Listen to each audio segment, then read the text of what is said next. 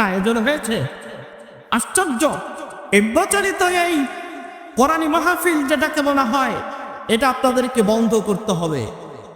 কারণ এখানে যারা এসেছেন তারা সবের অংশীদারিত্ব হয়েছেন বটে, তবে যারা ওখানে ওই কসমেটিকের দোকান দিয়ে মহিলাদেরকে সেখানে দেখতেছে তাদের জন্য আপনারা গুনাহগারও হচ্ছে। ওগুলো বন্ধ করতে হবে।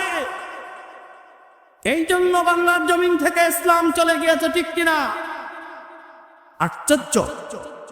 এখানে কি গান গান বাজনা শুনতে এসেছি আমরা? এই ভলান্টিয়ার ভাইরা কোথায়?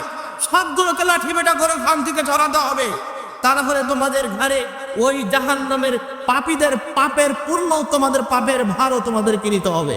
রেখে যাওয়া হাদিসকে আমরা মিথ্যা মনে করি, ঠিক না?